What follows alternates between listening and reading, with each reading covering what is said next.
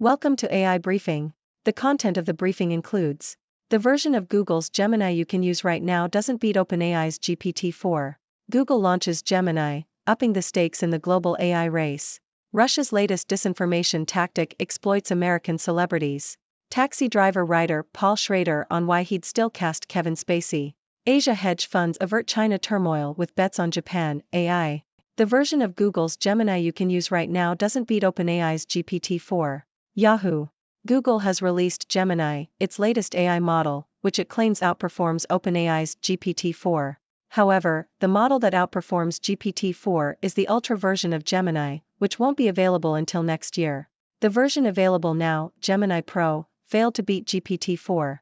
Despite Google's claims that its training data for Gemini was key to its performance, the company provided almost no information about how it was made, how it was filtered, or its contents, according to a research scientist at the Allen Institute for AI. Google launches Gemini, upping the stakes in the global AI race. South China Morning Post. Google has launched Project Gemini, an AI model that behaves like humans, which will be incorporated into its chatbot Bard and Pixel 8 Pro smartphone. The AI will be able to summarize recordings and provide automatic replies on messaging services, starting with WhatsApp. The technology will be available in English and may eventually be used in other languages. Google is also planning to integrate Gemini into its search engine. The AI's multitasking capabilities are expected to be showcased when recognizing and understanding presentations involving text, photos, and video. Russia's latest disinformation tactic exploits American celebrities. New York Times. Russia has been using fake celebrity cameo videos to spread disinformation about Ukraine's president, Volodymyr Zelensky. The videos, recorded on popular app Cameo, were then shared on Russian social media platforms and news organizations owned or controlled by the Russian government. Celebrities used included actors Elijah Wood, John McGinley, Dean Norris, Priscilla Presley, Mike Tyson, and Kate Flannery, and musician Shavo Odadjian. The videos were repurposed to falsely portray Zelensky as a drug-addled neo-Nazi. The campaign was part of a wider effort to build domestic support for the Russian war against Ukraine while stirring up opposition to it abroad. The campaign was discovered by researchers at Microsoft's Threat Analysis Center. Taxi driver writer Paul Schrader on why he'd still cast Kevin Spacey. The Independent. Paul Schrader, the acclaimed director and screenwriter known for his exploration of male angst and existential themes, is still passionate about his craft at the age of 77. Schrader, who wrote the screenplay for Taxi Driver and has worked with Martin Scorsese on multiple films, remains fascinated by masculinity at its most twisted. His latest film, Oh, Canada, stars Richard Gere and Jacob Elordi, with Gere playing a wheelchair-bound character suffering from a terminal illness. The film is an adaptation of a novel by his late friend Russell Banks, and Schrader has described it as a film about dying. He has also recently finished another film, Master Gardener, which features a main character with a white supremacist past. Schrader's health has been a concern in recent years, and he has been hospitalized several times with bronchial pneumonia and long COVID. Despite these challenges, he is still determined to continue working. However, he is unsure what his next project will be after making a film about dying. Schrader is known for his outspokenness and has been criticized for his opinions, particularly his desire to work with Kevin Spacey, who was acquitted of sexual assault charges in 2021. He has also spoken about the impact of cancel culture and the need to be cautious about making accusations without evidence. Schrader, who began his career as a film critic, is also active on social media, where he posts his thoughts on new releases and engages with fans. He has expressed his concern about the future of cinema and believes that it will become a more niche way to watch movies, similar to jazz or classical music. Despite this, he continues to watch and critique new films, sharing his opinions with others. Schrader is currently completing post-production on his latest film, Oh, Canada, and is experimenting with artificial intelligence, using a chatbot to compose a song in the style of Bob Dylan. Asia hedge funds avert China turmoil with bets on Japan AI. Bloomberg. Asia-focused hedge funds are on track for improved performances in 2023 after avoiding losses tied to China investments, according to pre-Qin data. While 68% of China-focused hedge funds lost money in the first 10 months of 2022, just 18% of those specializing in Japan incurred losses. Among the funds that performed well in 2022 were Astines Capital Asia, Keystone Investors, Panview Capital, and Trivest Advisors. Macro hedge funds that trade across multiple markets were the best-performing group overall. Investors who cut their China bets early and focused on Japan and global technology names fared better.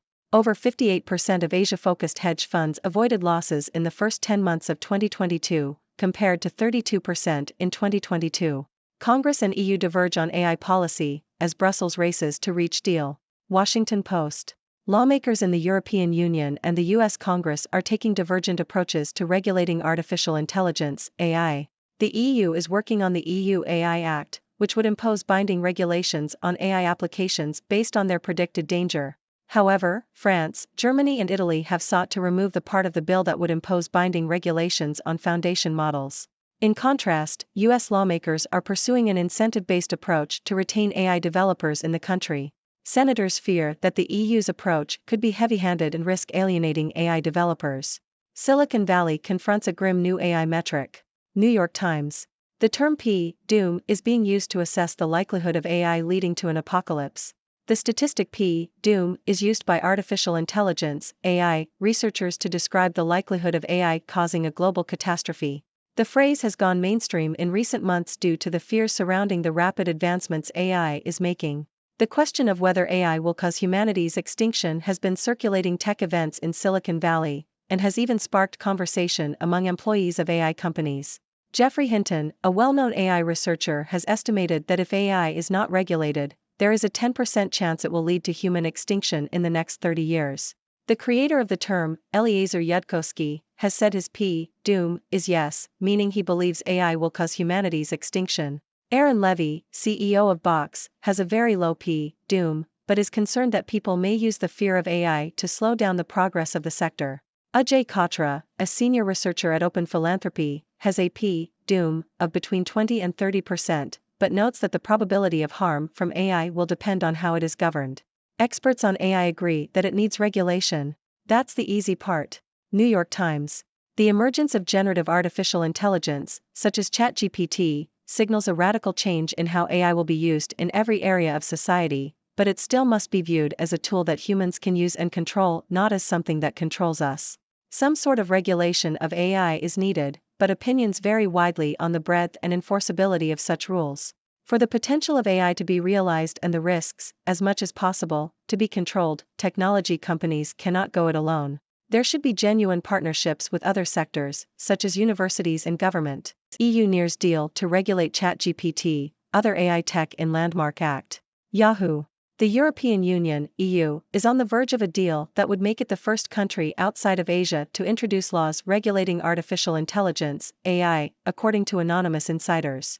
Delegates from the European Commission, European Parliament and 27 member countries have resolved a set of controls for generative AI tools, such as OpenAI's ChatGPT and Google's Bard, which can produce content on request. The deal is a crucial step towards the introduction of the AI Act, which has been the subject of months of debate. Less roaring 20s than wretched times, 2023 in review. The Sydney Morning Herald. The year 2023 was marked by shocking events and historical parallels. In Israel, a surprise attack by Hamas led to the deaths of over 1,200 Israelis, with comparisons drawn to the Holocaust. In response, Israel faced accusations of war crimes as it launched bombings on densely populated civilian areas. The Middle East conflict became the worst in generations. Meanwhile, political strongmen tightened their grip on power around the world, with leaders like Vladimir Putin and Narendra Modi solidifying their positions. In the U.S., Donald Trump faced numerous legal challenges and emerged as the Republican Party's presumptive presidential nominee. However, Trumpism also spread to Brazil, where supporters of Jair Bolsonaro stormed government buildings in a rerun of the January 6 insurrection in the U.S. The year was also marked by divisions in Australia, particularly in relation to the Uluru Statement from the Heart and the creation of an Indigenous voice to Parliament. The referendum on the voice failed, reflecting the ongoing wounds of Australia's history.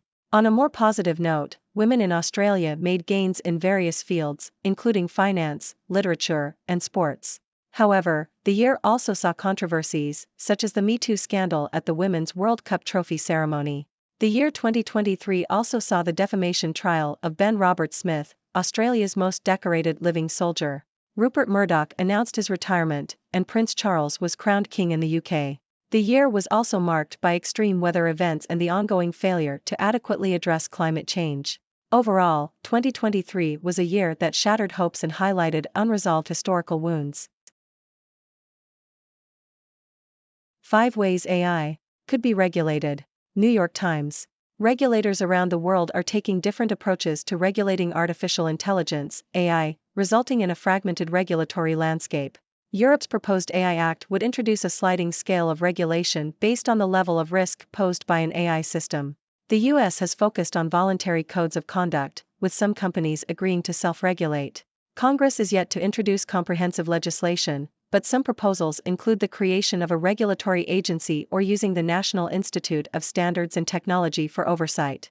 China has moved quickly to introduce regulations on recommendation algorithms and synthetic and generative AI. Google updates Bard chatbot with Gemini AI as it chases ChatGPT. New York Times. Google has released an updated chatbot called Google Bard, powered by its Gemini AI technology, to English speakers in more than 170 countries. The company said Bard could generate more accurate responses and mimic human reasoning more closely than its previous chatbots, and it plans to roll out 3 versions of the technology across various products and services in the coming months. Google said Gemini was better at generating computer code than its predecessors and could more accurately summarize news articles and other text documents. The tech giant has been racing to catch up with OpenAI's ChatGPT. At the DealBook Summit, leaders contend with an existential moment. New York Times. Uncertainty is a palpable feeling affecting virtually every major figure at the top of the leadership complex across the world. Business, policy, and cultural leaders have always had to contend with uncertainty, but this time, it may be different, it may be worse. It is hard to know how to measure the current level of uncertainty and disruption or how to react to it. But it is clearly here. Some leaders power through and hope for the best, some plan for the worst, and others try to remain optimistic. If history offers any lesson, it is that those who keep their wits about them during these periods have the most success. My view is when you have this kind of risk, you better deal with it very seriously because the chance of something going wrong is high, Mr. Diamond said. And if it goes wrong, the cost would be enormous. The 2024 election will be unlike any other. Is the media ready? New York Times. Fake videos and audio have become so prevalent that they can be created faster than they can be debunked, according to Sam Gregory, the executive director of Witness, a nonprofit that exposes human rights abuses posed by emerging technologies like deepfakes and generative AI. The videos and audio have caused skepticism to rise to the point that nobody really believes anything anymore, even true information. However, Gregory said there are still ways to detect deepfakes. For example, images and video can be compared against falsified images of an event to spot inconsistencies. Steve Amato, the founder and CEO of Contend, said the downsides of generative AI technology must be weighed against its upsides, such as using the technology to bring healthcare providers closer to patients virtually and providing students with immersive learning experiences. Frank Sesno, a professor of media and public affairs at the George Washington University, said news executives need to be more transparent with readers and viewers about their journalism to help combat sagging trust. Ladies and gentlemen, it's your friendly neighborhood Dr. Six here, bringing you the latest news from the fascinating world of technology, entertainment, and beyond. Today, we've got a mix of exciting AI developments, disinformation campaigns, thought-provoking interviews, and more. So, buckle up and let's dive in. First up, Google has unleashed its latest AI model, Gemini, but hold your horses, folks. The Ultra version that outperforms OpenAI's GPT-4 won't be available until next year. The current version, Gemini Pro, failed to beat GPT-4. Seems like Google's got some more work to do. Meanwhile, Russia has been up to its old disinformation tricks, using fake celebrity cameo videos to spread lies about Ukraine's president. Talk about low blows. In the world of cinema, we've got the legendary Paul Schrader, the mastermind behind Taxi Driver, still going strong at the age of 77. He's exploring masculinity at its most twisted and tackling some heavy themes in his latest films. And hey, he's even experimenting with AI to compose a song in the style of Bob Dylan. Now that's a collaboration we never saw coming. Moving on to the financial world, it seems like Asia-focused hedge funds have been playing their cards right. While China-focused funds have been taking losses, Japan and global technology names have been a safer bet. A little diversification never hurt anyone, right? Now, let's talk about AI regulation. The EU and the US Congress are taking different approaches, with the EU going for binding regulations based on predicted danger, while the US is aiming for an incentive-based approach. Can't we all just get along and find a balance, folks? Speaking of AI, there's been a lot of talk about the likelihood of AI causing a global catastrophe. The term doom, has been floating around Silicon Valley, with experts giving their own estimates. Some think the chances are low, while others are more concerned. It's like a game of AI roulette, isn't it? And finally, let's not forget about the media. Deepfakes and fake news have become so prevalent that skepticism is on the rise. But fear not, there are still ways to detect these nefarious creations. And news executives need to step up their game and be more transparent with their audience to combat the erosion of trust. Well, folks, that's a wrap for today's news. I hope you enjoyed this whirlwind tour of the latest happenings. Now it's time for you to join the conversation. Do you think Gemini will live up to its promises? Are you concerned about the impact of disinformation campaigns? And what are your thoughts on AI regulation? Let us know in the comments below. Until next time, stay curious and keep exploring. Thank you for tuning in. The content above showcases the latest briefing reports and analytical synopses, thoughtfully curated by the 6Do team. These insights stem from a wide array of reputable media outlets, think tanks, government sources, and specialized experts worldwide. We encourage you to explore these sources for a comprehensive perspective. Keep in mind that while the content may not always align with the official standpoint of 6Do Brief, it's not meant to be taken as absolute directives for decision-making. Comprising seasoned media professionals, learned scholars, and accomplished scientists, the 6Do team embodies a trailblazing, fully independent media entity. To customize 6Do Brief to meet your professional needs, you have the option to subscribe to a diverse array of briefings on our website, 6dobrief.com. Regardless of your location, you can conveniently receive 6Do Brief via email.